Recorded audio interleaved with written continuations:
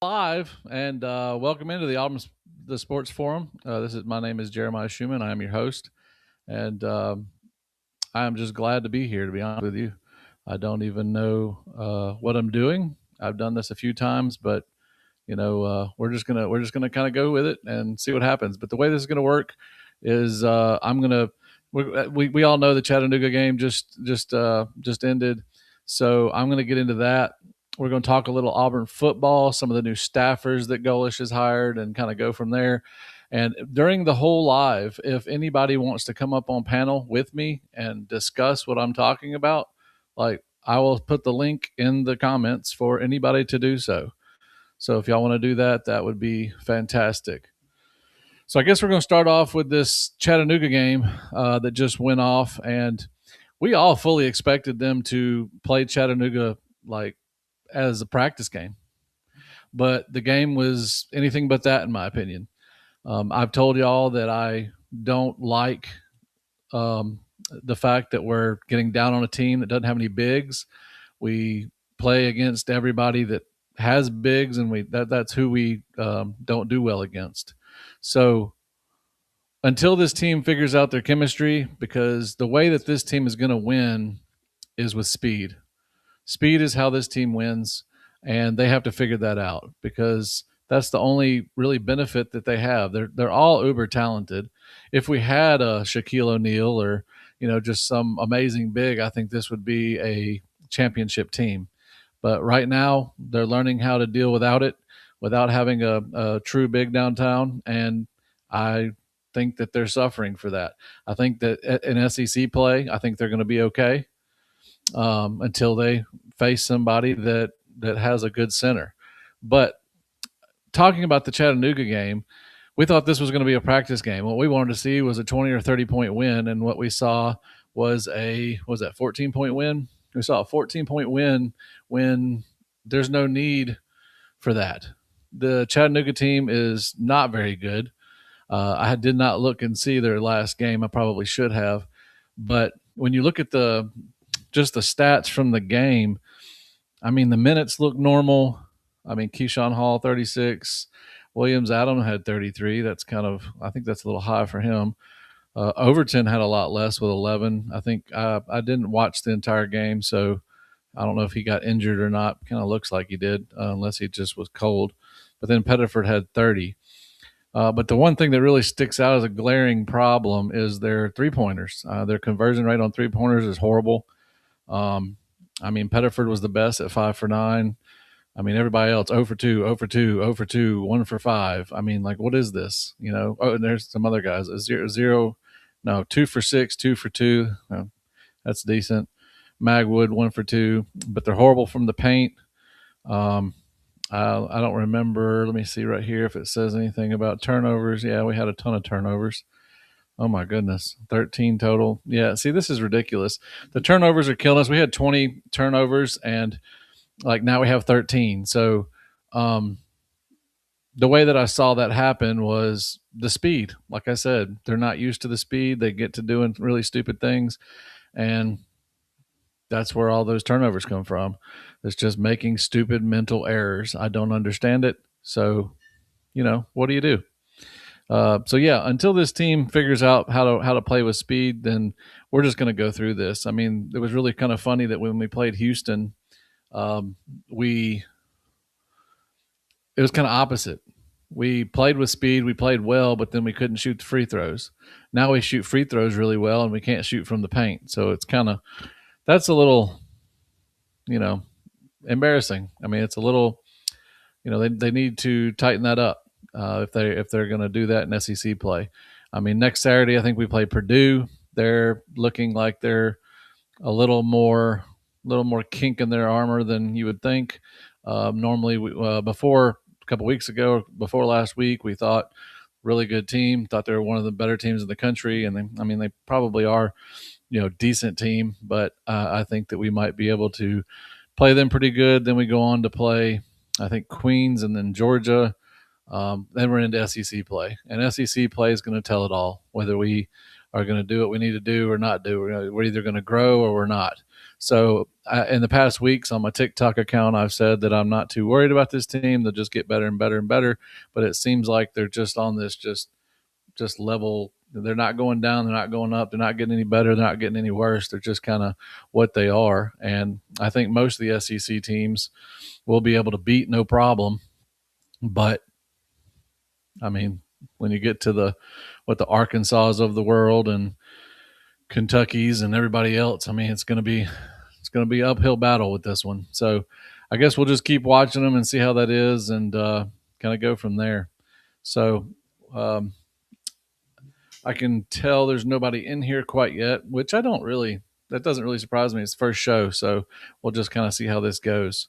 But and I only have like 10 followers, so let's try to get the followers up. So before I start on the football, if you could do me a favor, if you watch this video after the live, go ahead and smash that subscribe button and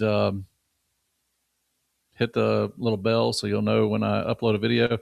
The other thing I want to tell everybody before I get into the football side of this is that the way that I want this, I'm hoping that this works, is after I'm going to do these lives and hopefully people show up, and they probably won't in the beginning, but I'm going to talk about Auburn, and then I want y'all to come up on panel and talk.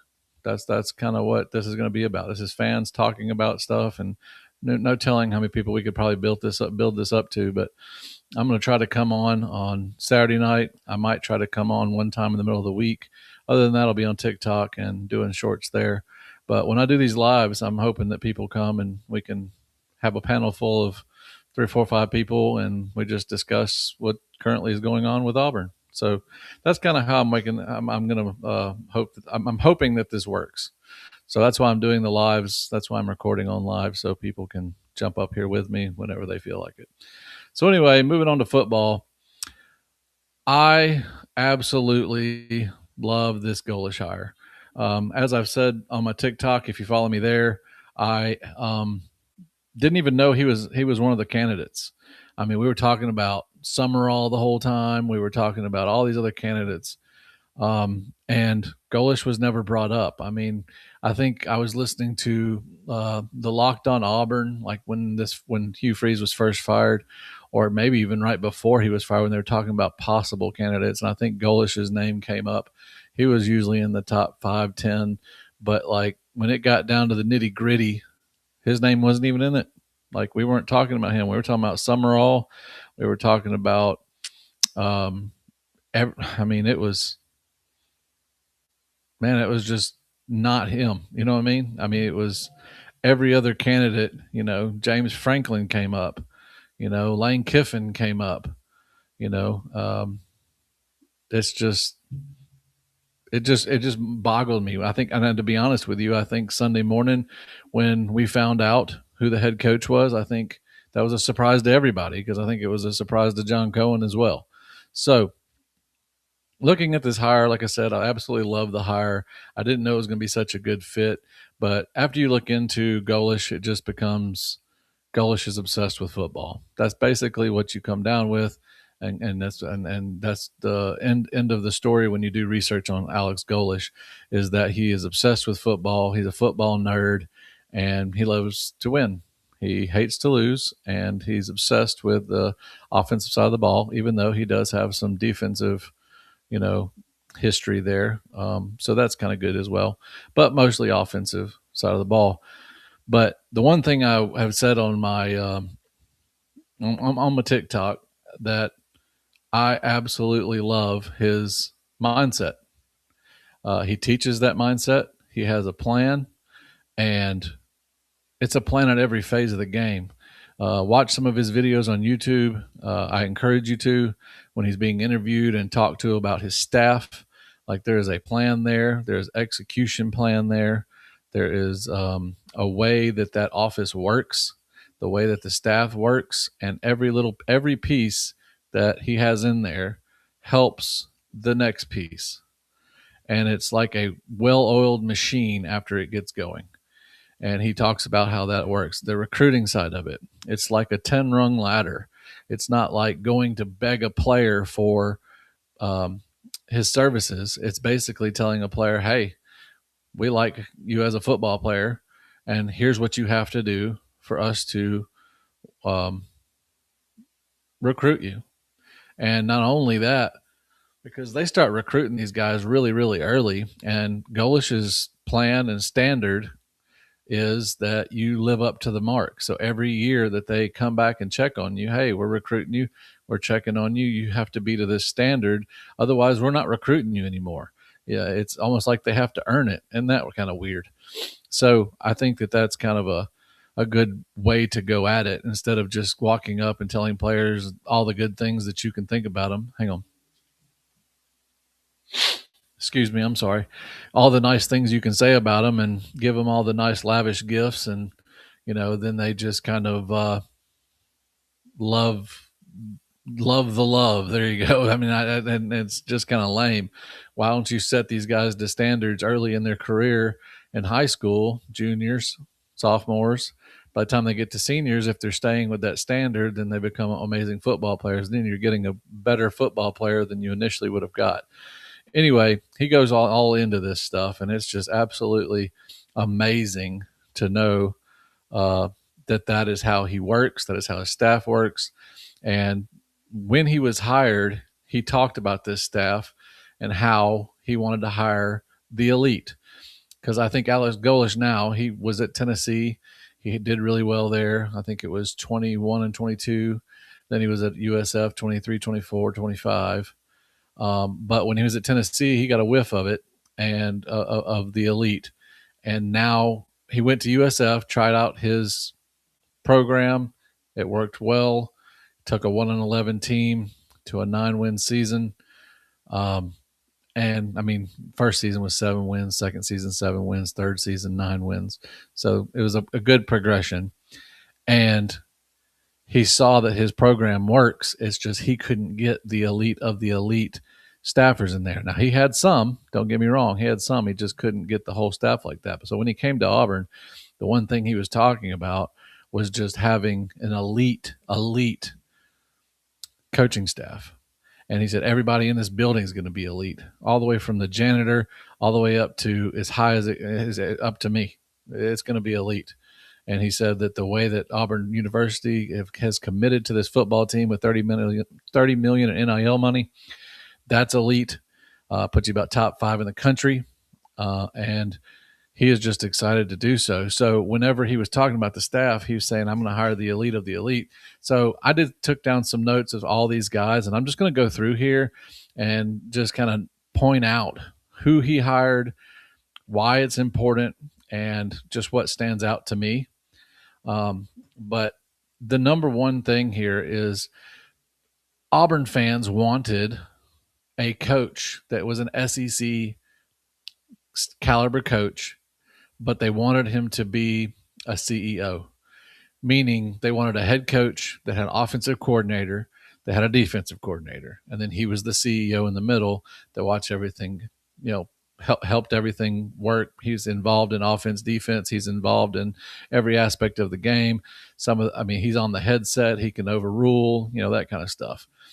The cool thing about this is not only is he a CEO type and have offense and defense, but he has a general manager.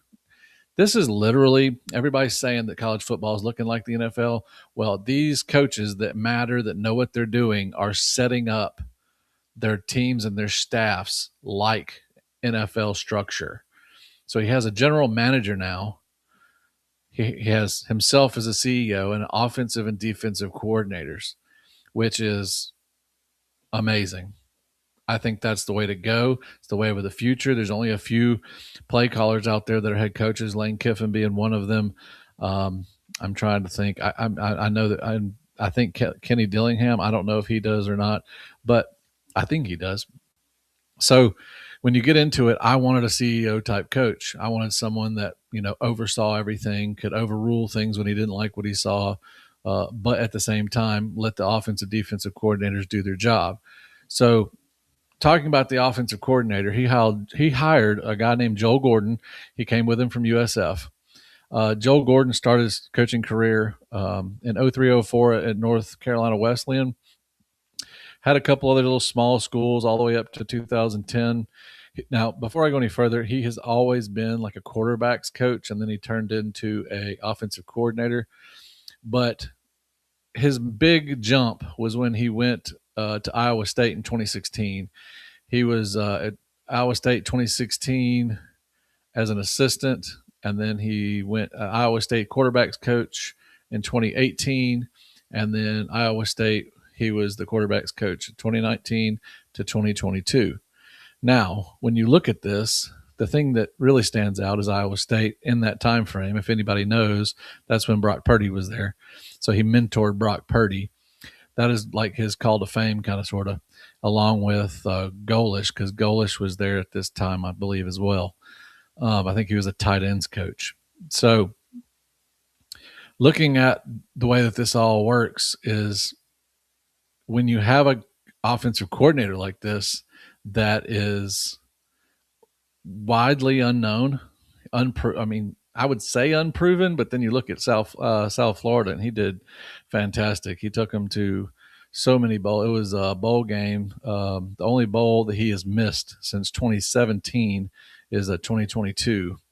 And that's when I believe South Florida had a dip in their play, but he's taken them to a bowl game every single time since he's been a coordinator, which is kind of amazing.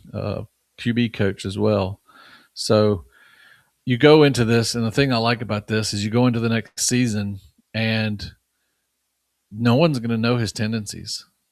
So as Auburn, you're trying to get a program going in the right direction. You're trying to set a standard. You're trying to surprise people. You're just trying to win games is what you're trying to do. And you have offensive coordinator that no one knows. They don't know his tendencies, because when you go to G5, because that's what they're going to do, they're all going to go watch how he called games at South Florida. And G5 football is not the same as, Power 5, Power 4, whichever one you want to call it. So some people call it Power 6. I don't know why. I mean, I do know why, but anyway, Power 4. And we've got a coordinator that, no one knows. It's kind of like when you have a rookie quarterback in the NFL. Normally they have a good season as a rookie, sophomore, after they got some tape. They're not. They have like a lull. They have like their production goes down for a little bit until they figure out how to do what they got to do. So anyway, I think we got a little bit of an advantage here with Mr. Joel Gordon. He seems like a go-getter, and no one's going to know who he is. So I absolutely love this hire. I mean, unless he's not good, but I mean, if you look at what he does, what he's done in his career, I wouldn't say he's not good. And then you hear Alec Golish talk about him, and Golish says that he connects with players on a very deep level. He's a very level-headed coach. Players love him, and Auburn players are going to love him. So, I mean, you just got to take Golish's word on it and look at his resume, and it speaks for itself. So I hope we go and catch some people off guard. That's kind of what I'm hoping with Mr. Joel Gordon. Second behind that is, Auburn's always been known by being Auburn U, running back U, right? Well, we just hired a 29-year coaching veteran. Everybody knows who this is, Larry Porter. He was last at West Virginia University. He's been all around the league. He has been all around the league. He's been at Texas, Arizona State, LSU, Oklahoma State, Arkansas State, Tennessee Martin, Memphis, and he was the head coach at Memphis, and he was also tight ends coach, H-backs coach, and recruiting coordinator at Auburn from 2017 to 2020. So there's really nothing you have to say about Mr. Porter, Coach Porter. He's going to get those running backs doing what they got to do. He has nothing but experience being all of these coaches. I mean, head coach, tight ends coach, running backs coach. I mean, and then plus he comes with a recruiting coordinator, prowess. So there's really nothing to say. If you look up Larry Porter, you're going to see success everywhere he goes as far as being a coach. So I'm really not going to stay on this one because we have a good running back room. I think Jeremiah Kyle will be fantastic, and we'll see what Mr. Porter can do.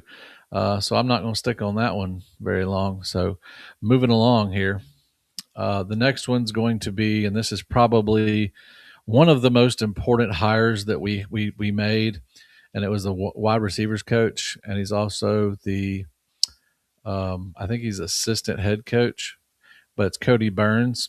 Everybody knows Cody Burns. All you got to do is go subscribe to War Eagle Plus and go watch Unspoken, and you'll know who Cody Burns is. But Cody Burns was a co-OC and wide receivers coach from 2016 to 2018 at Auburn. 2019 to 2020, Auburn passing coordinator and wide receivers coach.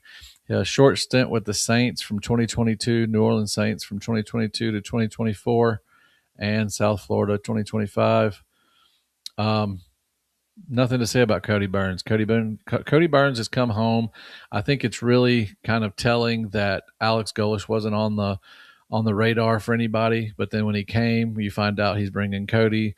He's talked about how Cody's talked about Auburn the entire time. So, it kind of is awesome and to have Cody come back, because if you know Cody, he was an amazing quarterback that switched to wide receiver because Cam Newton came in, and he did a fantastic job at wide receiver, and he's just an amazing human being. I'm so proud to have him here. Ward M Eagle.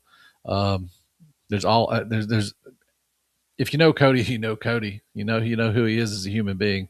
So congrats on Cody coming back. I'm so happy for us. I'm so happy for him. And man, I'm really hoping this is a successful time with our new hire of coach, because I want to keep Cody as long as we can. So moving on now to the next one is your running game coordinator, which is Tyler, an offensive line and running game coordinator, Tyler Hudnick. He was at Tennessee 21 and 22, and he was at USF 23 to 25.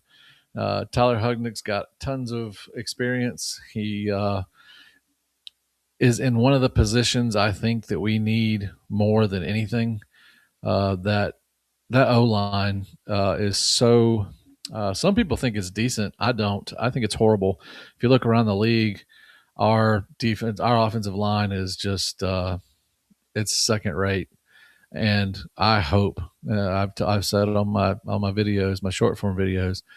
Auburn needs to go out and spend large amounts of money on offensive line. Now, if you got guys that you believe are good enough to be elite at that position, then you put them in there.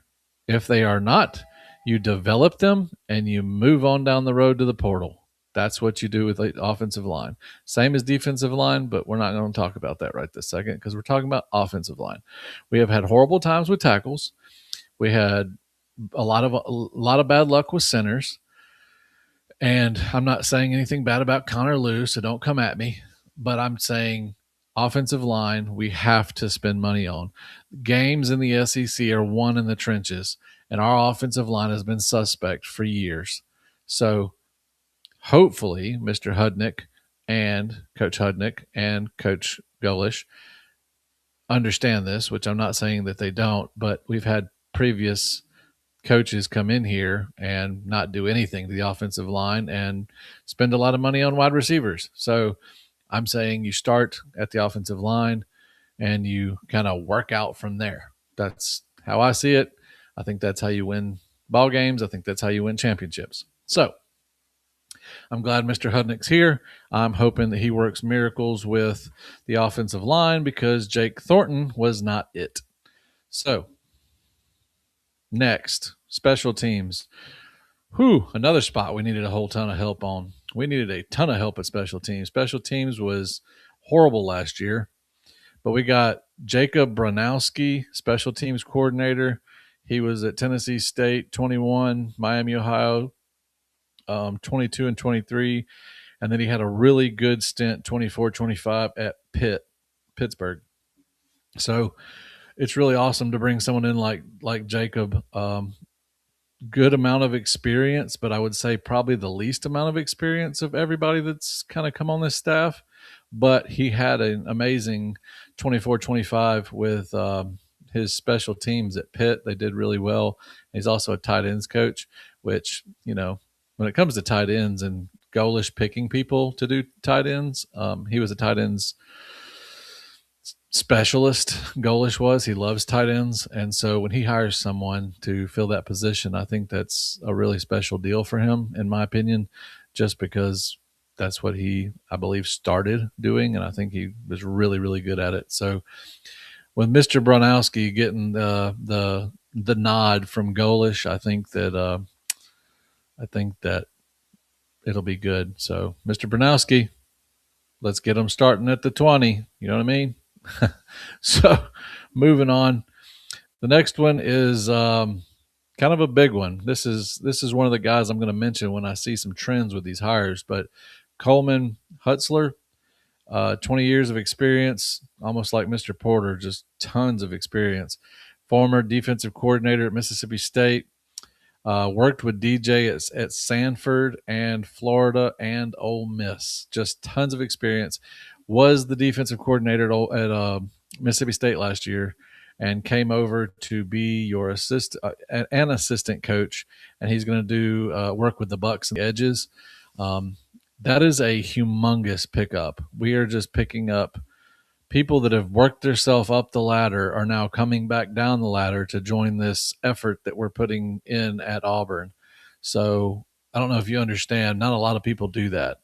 I mean, it's hard to get a defensive coordinator to come down a few rungs. Once they get up there, they don't want to come down. But when they see Mississippi State to Auburn is not a lateral move. Basically he understands that by stepping back for maybe a year or two and taking just the Bucks and the edges, he's going to move back up. Plus, he's going to get crazy experience working with DJ again. So he's already got tons of experience, but at the same time, on this level, not really.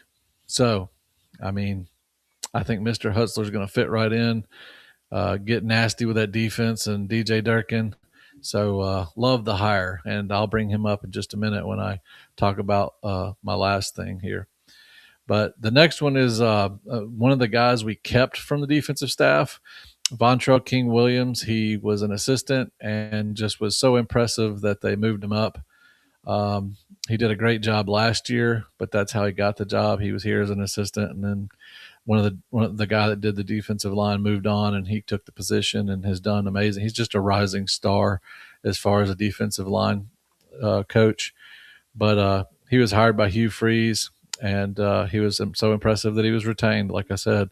So there's not much to say about him other than what he did last season with our defensive line. But our defensive line did quite well as far as getting to the quarterback. Could be better. Definitely could be better. So I'm not saying it's elite by any stretch of the imagination, but that also goes into Coach Golish going out and getting a good defensive line. So as I said with the offensive line, you figure out who's elite on your defensive line, you develop the rest of them, but then you go buy a defensive line. I think that is going to be one of the easiest and best ways to become elite in the trenches. DeMarcus Van Dyke, Coach DVD. Everybody talks about his name. Fantastic name because DVDs are no longer around, but he is. So we're going to talk about him being the cornerbacks coach. He's another assistant coach, and he was in the NFL for the Raiders, the Steelers, the Chiefs, the Vikings, and the Falcons, and he was at USF from 2024 to 2025. Well, if anybody knows about a DJ Durkin defense, you all know that it really highlights the linebackers. It really highlights the front four, and it really, really, really puts cornerbacks on an island. And that's why last year everybody was always talking about, hey, we'd shut them down, but they're always going to get you for one or two of them, 30, 40-yard long passes down the field. And that's what DJ Durkin's defense gives up. It is known for that because he does so much eye candy with the front four and the linebackers that it just leaves cornerbacks on an island, cornerbacks and safeties. So you need someone like Coach DVD coming in here, and he has got to teach these guys, hey, you're not going to get much help, but we're going to teach you some techniques to make you elite, and because you are going to be on an island. I don't know if y'all ever watched NFL football and saw Darrelle Revis. I used to call it Revis Island. He would cover whoever. He blanketed them, and that's why they call it Revis Island. And it was amazing to watch one person completely shut down everybody that comes in his way. to his island. He would just shut them down. And I'm hoping that that's what Coach DVD does for our cornerbacks, is that he just teaches them how to shut someone down, because that's what we're going to need. Because like I said, DJ Durkin's defense does not lend well to giving any help to safeties and cornerbacks. So I hope that Mr. Van Dyke here, he gets good ratings from Alex Golish. So hopefully elite is what we get. Moving on. Next, you're talking about Brad Wilson. He is outside linebackers coach. He was at Indiana State 2017 to 2024, and he was also USF linebackers coach 2025. He had come over to Golish's staff. Don't know a lot about Brad Wilson, I'll be honest with you. But he's got some talented guys in that linebacker room. If DJ Durkin, and we all know that he gave this guy his stamp of approval, he obviously knows what he's talking about. But I mean, the fact that he was at Indiana State for so long and then moved to USF, I mean, I like it when I see coaches that are somewhere for a period of time, because it shows that someone thought that they were doing a good job. When you see them jumping all over the place all the time, it kind of makes you think that, they're, not as good, or not as good as advertised. But I like I said, I don't have much to say about Mr. Wilson, but he got stamp of approval from both Durkin and Golish, so we'll just go with that. But then this last one here, Mr. Tim Banks, no need to talk about him. He is the safeties head coach, but I will, because I talked about everybody else, and it's only fair that I do so. But he's got 19 years of D coach experience. Bowling Green, Memphis, Maryland, Central Michigan, Cincinnati, Illinois, Penn State, and Tennessee. At all of those places, it was D coordinator, co-D coordinator, coach of the safeties, coach of the D-backs, defensive coordinator, D-backs, outside linebacker, and then before that was like a grad assistant when he first started in 1996. So uber amounts of experience here from Tim Banks. That's actually a huge hire. I mean, as we just said about DB. So let's get this straight. You got Coach DVD back there, played for 5 NFL teams, has a ton of experience, was a 3rd-round pick in 2011, has a ton of experience at cornerback, and then you're going to hire Tim Banks with all this experience at your safety. So your complete secondary is covered. You have 2 coaches with nothing but just years and years of experience to teach these guys, to coach these guys up. That's phenomenal.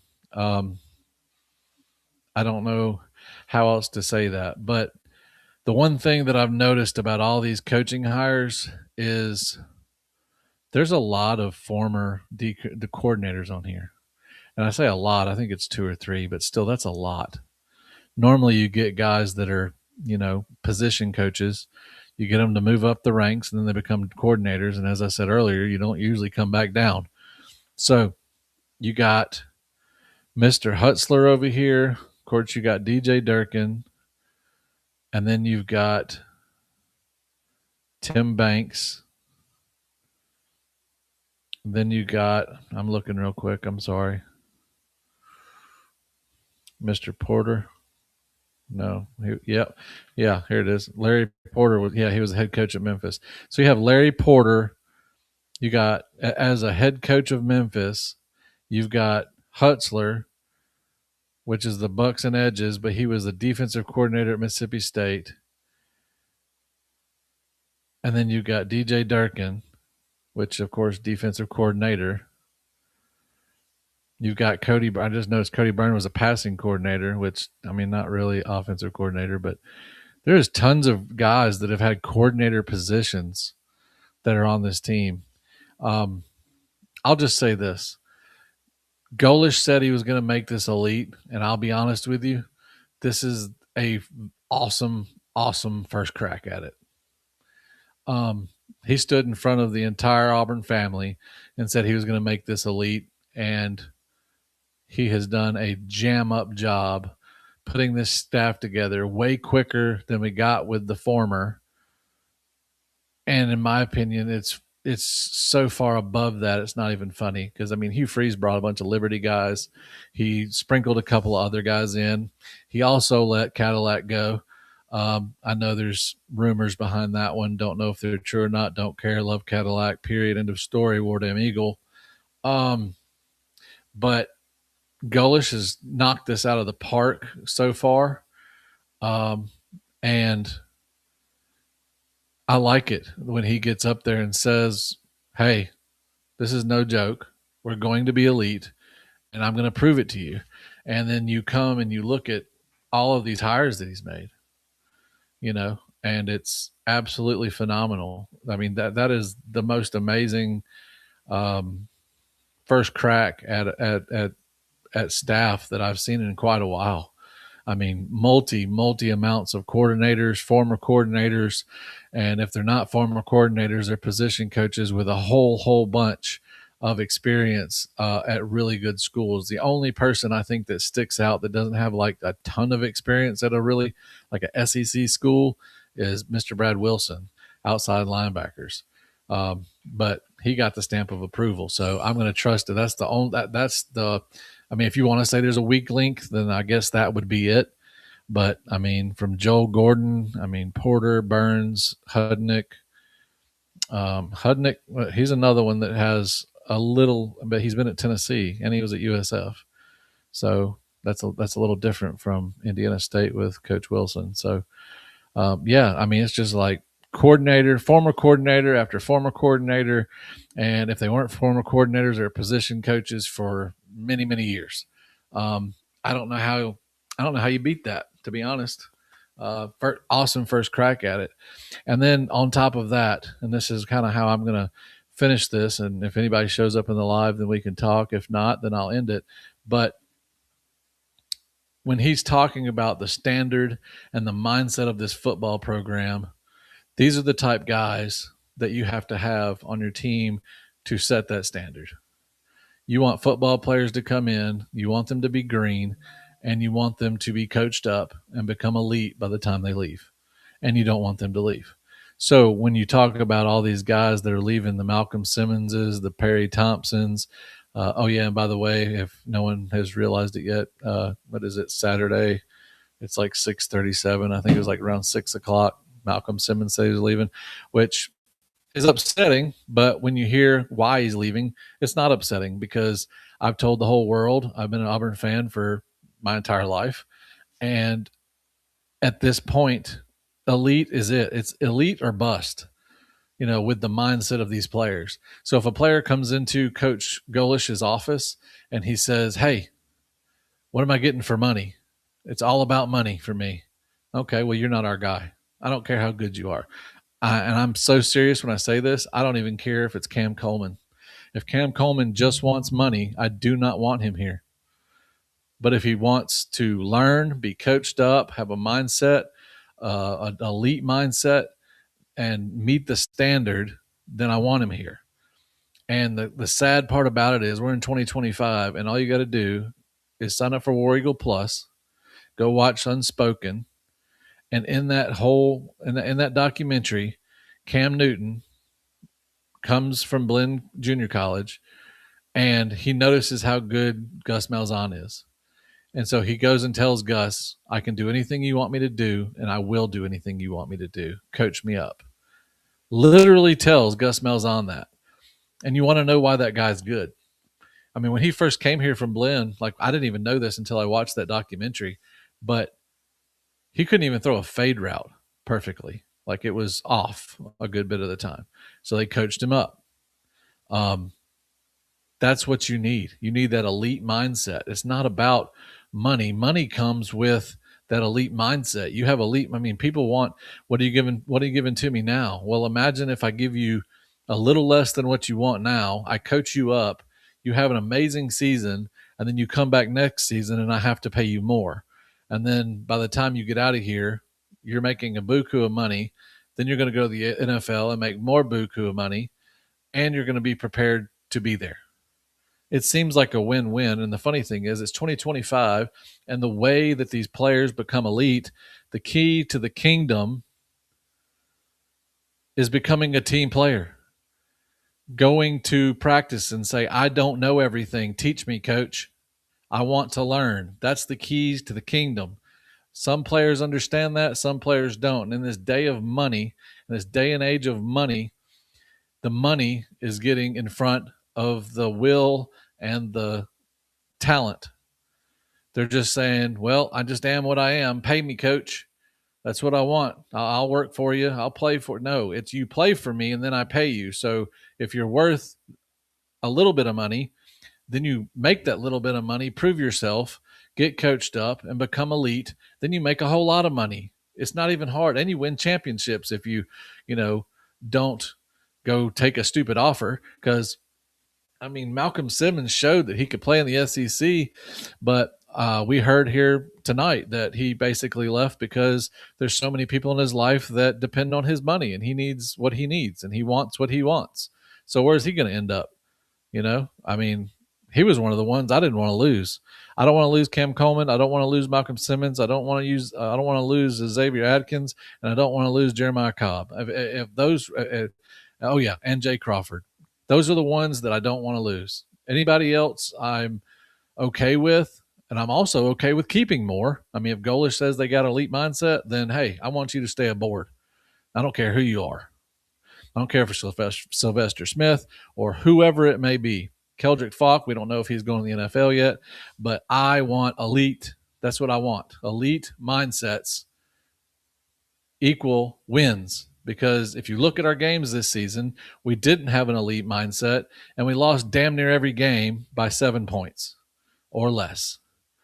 I just saw a stat on Twitter the other night, and it said that Auburn was beating Oklahoma by, I'm going to get this all wrong, but basically in 4 games, we were either winning or losing by 3 points to 4 powerhouse teams. It was like Oklahoma, Alabama, Georgia, and somebody else. Was it Vanderbilt or something? I don't remember. But it was saying that a 5-win team was losing by 7 or less points and actually winning and winning some of those games as well in the fourth quarter, but not any more than losing by 3 points. So we were either winning by 7, losing by 7. No, I'm sorry, winning by 7, losing by 3. But we were not trailing by any more than 3 in the fourth quarter. And we didn't have elite mindset. We don't have that finishing, that fourth quarter mentality. We didn't have that, and we were off by just a smidge. That's what I want these players to notice. We're off by a smidge, and we weren't being coached. Because as I heard, along with everybody else heard, the reason that we weren't elite on offense is that they weren't doing the same thing as the defense. Plus, we had Derek Nix in there talking game plan to the offense, figuring it all out Monday through Thursday. And then Coach Freeze would come in and blow it all up on Thursday and Friday and add plays, take away plays, just completely mess up the whole gig, go out there and just kind of throw and see what sticks. That's not how you play this game. You have to go out there with a purpose, with a plan, and you have to execute the plan. I don't understand how that's even hard for people to understand. So, we even have Peyton Thorne coming back on social media after Hugh Freeze was fired. And he said that Hugh Freeze would come in and blow up the plan on Friday. He even named a couple specific plays that he played that did not work out, that were just thrown on him by Friday that he didn't even have time to practice. Crazy stuff. But yet we're not elite, but yet we're only losing games by 7 or less points. So by getting elite, what does that earn you? I think it gets you over the hump, but you got to have elite, you got to have the mindset, and you got to have the standard. So anyway, I guess I can stop my rant. Ooh, we got one person in here right now. But yeah, if anybody wants to come up on panel, I know there's only one person in here right now.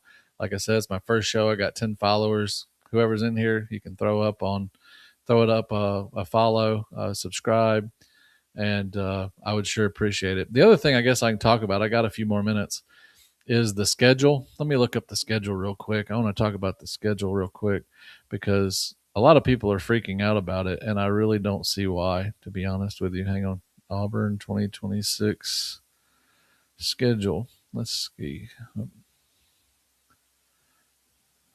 Let's see here. Football schedule. All right, here we go. All right, so we're going to kick this game off with Baylor.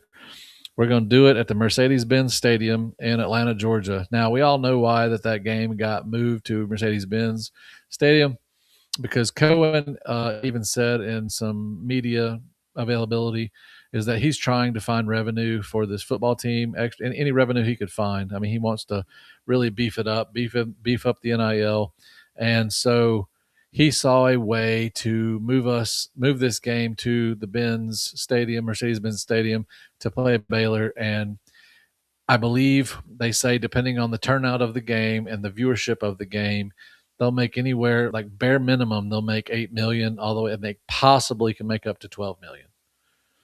I mean, for one game, so that's kind of huge. But anyway, so we play Baylor. Now you have to understand, before I go start talking about all these games that we have scheduled, this is all I'm about to say is you have to understand the only way that what I'm about to say works is if you are what I just talked about. You've practiced at an elite level. You practice being elite every day, and you commit to learning your craft. You don't just know everything. But the fourth quarter mindset piece, we will know from the word go. Because as John Cohen said, this last team, he didn't see any fight in the fourth quarter. He wanted to see fight in the fourth quarter. I mean, there's teams. I mean, our championship, 2010 championship team, had 8 comebacks that year. They were trailing 8 times in 8 different games and came back to win those games. So that's the mindset you have to have. And if you do that, I'm just going to say here and now, I think it'll be a little closer than anticipated, but I think we got Baylor. The reason I say it's going to be close is because it's your first game. You got to get the cobwebs off. We're not going to be clicking on all cylinders or anything like that. So I think that Baylor game will be a little closer than we would want it, but it also has the ability to not be close. So, but I think right there, I think it's, a 10-point, maybe 14-point win. I mean, like I said, and I'll put a caveat in here, unless Golish just gets these guys clicking and they get excited and go out there and just run the scoreboard up, which I don't see that happening, but who knows? Then we play Southern Miss, Jordan-Hare Stadium. That's actually a really cool game. I kind of grew up part of my life in Jackson, Mississippi, and a lot of Southern Miss fans. I'm only about 90 miles away from Hattiesburg. Derek Nix, our offensive coordinator from last year, actually was an amazing running back there, coach there. His brother was a linebacker there. Anyway, not like it's a big game, but has some meaning for people over here in Mississippi. So kind of cool that we play Southern Miss. I don't remember the last time we played Southern Miss. Also, fun fact, if I had it right here, I'd show you, but I have a ticket. I collect some sports memorabilia, especially Auburn stuff. I have a ticket from 1952. It had not been, the perforated part was not taken off, had not been taken off, and I still have it. And we played Southern Miss. So I thought that was kind of cool. Then we go on and we play Florida. It's the Summerall Bowl. We're gonna play John Summerall, and as I've said on my TikTok, I believe we completely dodged a bullet with John Summerall. I know a lot of people think he's good. I don't know if it's going to translate to this level. I know he's got some good staffers coming. He did exactly what I thought he would need to do and go get an amazing offensive coordinator. But he has an absolute dumpster fire to fix over there.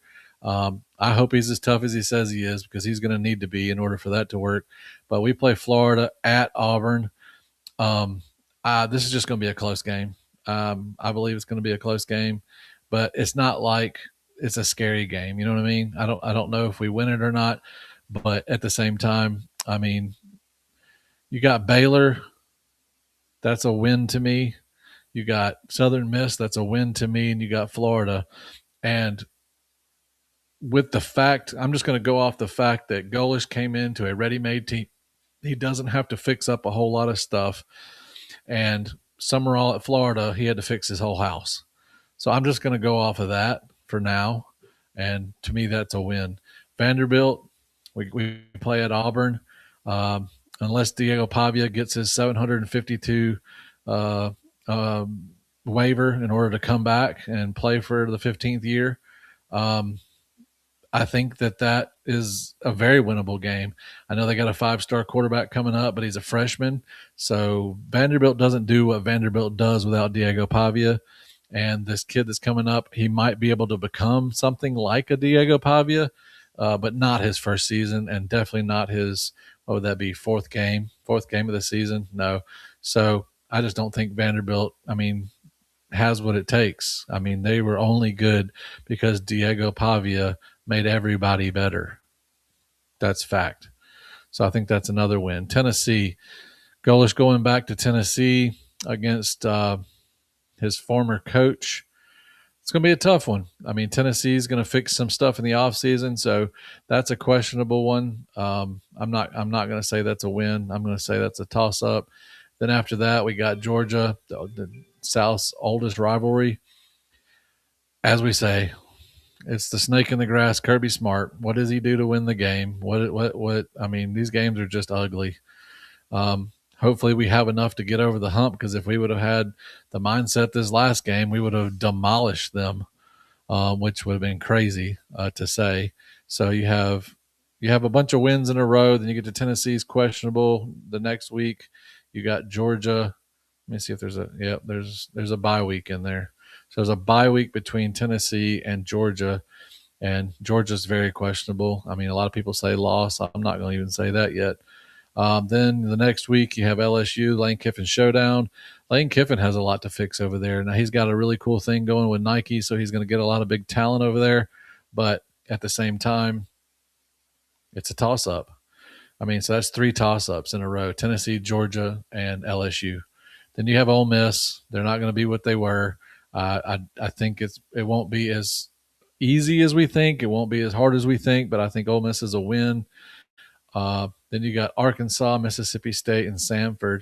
So that's a pretty good run right there. You get Auburn. You get Arkansas, Mississippi State, which Mississippi State's on the up and up, and they just got Arnett back as their defensive coordinator, which he was a beast as a defensive coordinator. I don't know if I said offensive, but I meant defensive. So defensive coordinator. So that's actually a really intriguing matchup there. I might even go to that game, to be honest with you. But Arkansas, Mississippi State, Samford, and then, of course, the Iron Bowl after that. So, to me, the big questionable ones are Tennessee, Georgia, LSU, and Alabama. The other ones, you can lose the other ones, because I'm not saying you can't, but I'm saying fourth quarter mentality, you win all the other ones. If you have that grit, you got that mindset, you win all the other ones. Now, these close ones, Tennessee, Georgia, LSU, and Alabama, it's going to take just a 4-quarter I'm just going to say process, a 4-quarter process of domination and elite play, and you win those games. But does that happen? We don't know. So that's 4 losses. That's 8-4. So 8-4, just going off the rip, just kind of looking at it. So I think the floor is 8-4. You look at Golish's, contract, and it doesn't start paying him bonuses until the 9th win. So in my opinion, 8 wins is the floor. Anything above that is amazing. And, I don't want to hear about 7 wins anymore. So, and as y'all can all hear, my dogs are going crazy.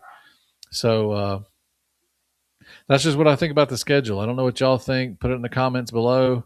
But this has been fun. I'm going to try to do this every Saturday. I'm going to try to figure out time. I think I'm going to go at 6 o'clock, 5 or 6 o'clock on Saturday Central Time. And hopefully we can get some viewers in here. We can talk Auburn. And, man, that's going to be fantastic. Also, go over to TikTok. You can look up Auburn Sports Forum on TikTok. You can hit me up. My email is in the corner if you want me to talk about something specifically. Right down here in the corner of the screen, there is my email. You can email me and tell me what you want to hear about. But my main objective of this channel is to get people on this live with me, get it up on panel. I'll put the link in the comments. You can follow the link. Doesn't cost you a dime, and we can just talk Auburn. So anyway, I'm getting used to this. I'm finding it hard to stare at this camera the entire time, but we're going to get it done. So do me a favor, smash that subscribe button. Also, smash that little bell so whenever I upload a video, you will know it. And until next time, War Damn Eagle. Thanks, guys.